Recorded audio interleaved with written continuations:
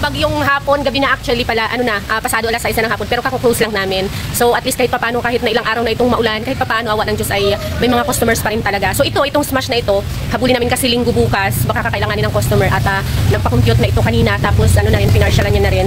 So itong smash na ito po, ang nangyari kasi dito ay ninakaw daw itong, nakapark na ito, nakagrahe lang kumbaga doon sa, sa area lang nila banda. Ninakaw ang panglikod nito na gulong. So ang nangyari, po, since ninakaw, hindi lang po gulong, binitbit yung buong hub niya. So, ipapabuo ulit ng may-ari para syempre magamit niya, kaya hindi naman pwedeng ganito. So, hindi niya nga alam kung ano intention ng kung wala bang magamit yung nagnakaw ng gulong nito, yung buong nito, gamit pang likod or gagamitin or ibibenta rin. So, kukunan natin ng mga piyesa kung ano mga pangangailangan dito, ano ba mga kailangan kapag buuin yung panglikod nito. So, let's go. Okay, so katatapos lang, hindi ko na na-videohan kanina, pero ang una dito, parang ganito yung ninakaw. Tapos syempre, yung mga kailangan dito kasama nito, yun yung wala. Ano ba mga kailangan for Smash 115? So ito binili, ang hub. Ito may bearing. May bearing na ito sa sa likod ng hub. Yan, bearing may 6301, ang kabila nito ay yan, 6201. Pang-smash po ang hub nito, pang Smash 115. So, may spacer na rin po yan sa loob. Ang spacer nito sa loob is kapareho lang din siya ng mga pang XRM, mga ganun yung spacer niya, yung ganito kahaba, oh. Ayan, pakita ko rin mamaya. And then, ang spoke niya, ayan, ang spoke nito ay, ayan, standard na 161, 10 by 161. Kapareho lang din siya ng mga mga maliliit na mga motor like mga XRM, mga wave, ganun. So, ito, ang 621 sa kabila. Tapos, una natin ang damper. Ayan. Kailangan buuhin ito kasi linggo bukas, baka kailanganin niya. Ang daming trabaho kanina ng mekaniko, hindi niya nagawa. Kaya hahabulin na lang ngayon ni Ray para magawa. Kaya baka balikan bukas, wait lang. Ayan, akyatin ko lang dito para sa ating plant shop.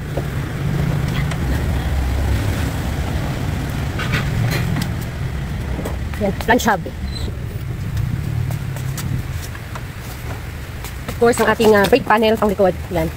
Ayan siya, ang kabitan ng brake show. Ayan, kaya huwag kayong mag-park ng mga motor nyo na hindi nyo hindi maramdaman ko na kawin kasi sa sobrang daming magnanakaw ngayon para kahit sa. Hindi lang ito nangyari, palagi yan dito. Minsan battery ang ninanakaw, gulong lang. Ayan, next naman ay ang ating panglikod na brake arm, brake cam. Tapos itong ating axle pang likod. Tapos ito na ang kanyang gulong. Ang gulong na pinapakabit ng may-ari ay 8080 by 17. Ito na yun. Kaya aming tubeless machine.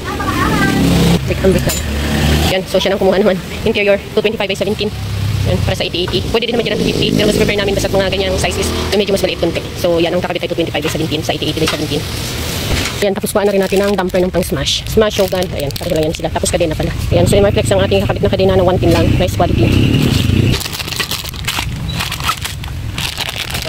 Marflex. Yan. Ito siya. Maganda yung quality ng mga ka-Andre. Kukunan natin ng 34 kit na rear sprocket na TSR, which is very good quality din talaga. Ayan, Raider carb at saka smash at saka mga Shogun, yan pareho lang yung mga ka-Andre. Kukunan din natin ng engine sprocket na 14 kit. Kaya meron tayong MSK brand na 14 kit dito sa ating pareho lang yan sila mga ka-Andre ng XRM, mga wave, lahat ng mga maliliit na motor yan, pareho lang yan. Dito natin ang damper at ito yung rear rear hub sa spacer sa sprocket. Rear hub sprocket spacer. Ayan, collar in English. Ayan siya. Crazy. Mama, ilan taon na po yan si Papa? 43. Nakaantabay. Kung mag-alala, makita mo yan sa number ng Papa. Pwede man ito. Kaya patuloy lang ang input ito para bagong charge. Okay, nilagyan po natin ng final lock. Pwede rin wala pong final lock since may final lock naman yung sprocket bolt, kaya nilagay na lang namin. Okay, so ito mga ka-Andre, ito yung tinatawag na brake cam. Ito yung brake arm cam. Nabibili naman na ito lang. So since may available na set na lang since pareho silang kailangan. Wala yan ninakaw ito ubos yan. Magaling din yung magnanakaw. Kinumpleto niya rin talaga yung kinuha niya para salpak na lang din siya doon sa motor na paggagamitan niya or kung ibenta niya man ay kumpleto, hindi naman problema yung pagbebentahan niya para sa sa paggamit niya, salpak na lang din.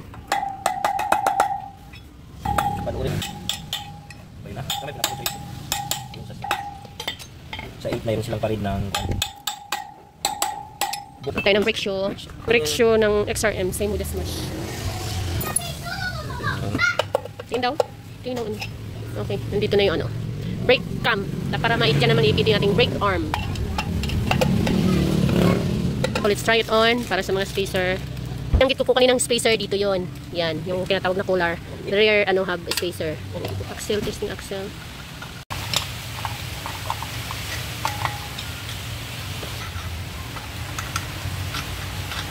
.301. Lagi akong kalimutan eh. Kung ating mga spacer, kailangan po ito. Itong haba, Dito po yan sa may brake shoe banda. Itong maiksi, dito sa damper. Dito sa sprocket sa labas. Yan. Yung sprocket, ito doon sa brake shoe banda. Kanan, kaliwa. Same ito sila ng mga pang XRM po na mga spacer. Ito yung medyo nahihirapan yung iba sa mga kung anong spacer yung mga nandoon. Minsan, wala ito. Pagkabit na ay kalog. Minsan ito, laging nakakalimutan yung spacer naman dyan sa loob ng sprocket. Okay. Next is yung ating pong mga chain adjuster dito. Smash kabilaan. Kasi yung isa na nakaw, siguro sobrang madali nung nagnakaw ng dito, hindi niya na nakuha itong isa. Isa lang yung nadala niya. Wala siyang butas. Ay, tapos.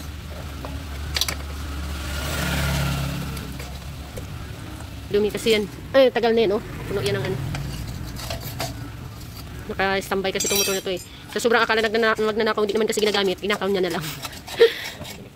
Yan, puno yan ng dumi. Kaya tigas. Oil pump padulas. Kabila okay na. Mga spacers, wala na siyang problema actually. Ito may Hub wheel seal. So ayan, kailangan ng bracket mga par.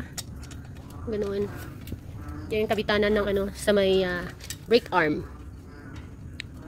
Ito yung ating planche hub wheel seal. Ang likod 2743. Ayan. Ay 51 pala, malabo ng mata ko. Ano pala 2745, malabo ng mata ko. Bot mo par.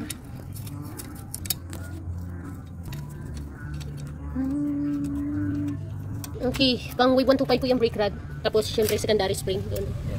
Doon sa brake rod papunta dito sa sa panel bracket. Okay, final destination na po tayo. Kakabit na ang gulong for final final work. Meron pa dito yung para dito sa panel. Yung brake panel bolt. Yan lagi yan. Minsan pag nagpapalit lang ng brake shoe, basta tinanggal ang gulong, pagbalik minsan wala ng spacer. Nakakalimutan ibalik. Yun na, kinabit na yung ating spacer pang kaliwa, yung manipis. Tapos ito yung pang makapal. Salpak ang axle. Ang axle na pang XRM din.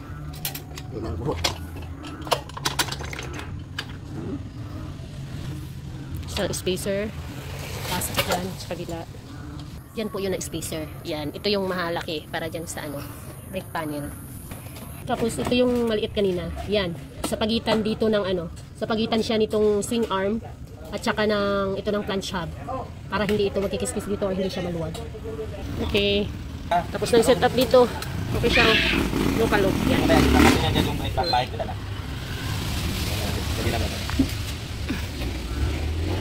Next ay, ayan, paghiwalay muna natin, tanggalin muna natin kanina at hinahanap ang kanyang lock, yung dugtong para hindi na makita nabulit ng ng putik, madilim pa ng kadena ikot hanggang sa lumabas na yung bago 34 yung sprocket yung mga kanto, engine 14, kadena 110.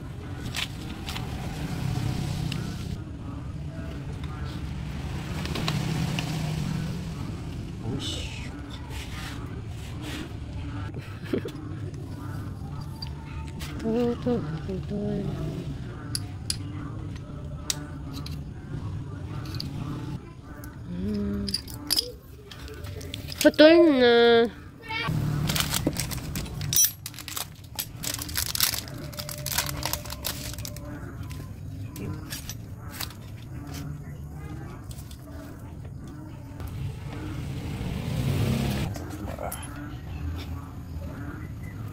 Oh, nandito. Mamaya mag-buy kayo ni Papa. May open pang bake shop. Hindi tayo mag-bread.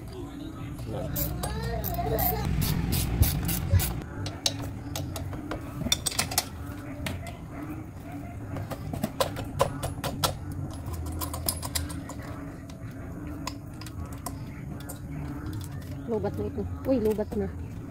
Ito na lang. Finish na natin.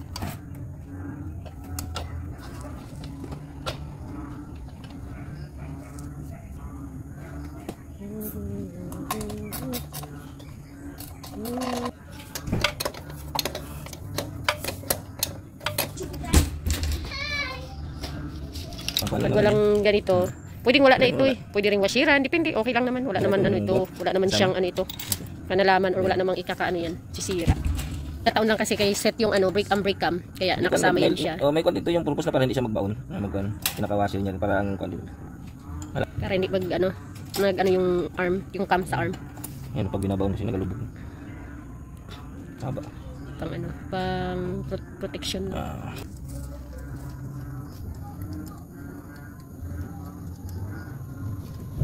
Sa bahay ka nito ka mag-uong kasi hindi may iwasan, hindi magmali-mali. Magbalik ka sa tindahan. Mali. Kaya pag may bumibili dito na parang bili ng hub, bili ng ano, hinakumpleto ko yan. Ano ko sila, may spacer ka na, kaliwa kanan, break arm. Kasi tulad niyan yung bibili. Pabalik-balik. Wala ito, bibili. Wala ito, bibili. Wala yung basta kahit na ano lang dyan, balik ito sa bolt dito, bibili. Ulit na naman, balik naman. Kaya pag ganyan na, halimbawa sabi na sira yung ganito, tinatanong ko yan, spacer sa gitna, mga spacer gilid, brake arm niya, brake cam, yan, brake shoe, mga bearing. Minsan papasalamat din sila eh, kasi yun nga, ay oo nga pala, hindi na pabalik, ay oo nga, wala po yan. Hindi sila pabalik-balik. Gastos sa oras, gastos gasolina, paano kung medyo malayo? Kasi taas haba ng brake nila.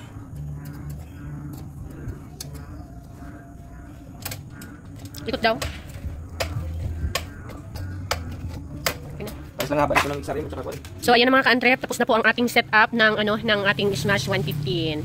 Ayan. So ayan po ay pinalitan ng rear brake hub, flange hub, brake panel, brake rod, brake arm, brake cam, rear axle, spacer sa hub, yung sa gitna po, tapos left spacer, sa right side spacer, dalawang bearing sa loob ng hub, bearing sa sprocket, tapos rim, tapos syempre yung rubber damper, spoke, tapos yung kanyang gulong, bago na rin yan, dahil nga ninakaw yung gulong yan, yung buong likod na yan ninakaw, tapos interior, yun nakita nyo kanina bago, tapos yung kanyang kadena, engine sprocket, rear sprocket, at saka yung mga sprocket bolt niya, at saka yung spacer niya doon, spacer niya dyan sa, sa may sprocket, tapos brake shoe, dalawang chain adjuster, kabilaan, and then yung kanyang flange hub wheel seal, yung dito, tapos yung kanyang swing arm bracket, ayan yung kulay blue, ayan, tapos, yun lang, no? Yun lang, no? Okay. Ayan, tapos na mga ka-antrep yung ating pag-set up ng rear hub ng Smash 115. Sinet up yung panglikod dahil nga ninakaw ang gamit panlikod niyan. Yun lang, thank you so much. Sana nakakapagbigay sa inyo ng konting tips ang ating vlog for tonight's video. See you on my next video. Please don't forget to hit the like and subscribe. Shoutout po sa inyong lahat. Sa mga gusto magpa-shoutout, ayan, mag-comment lang po sa latest video natin para ating ma-shoutout sa susunod nating mga video. Bye-bye!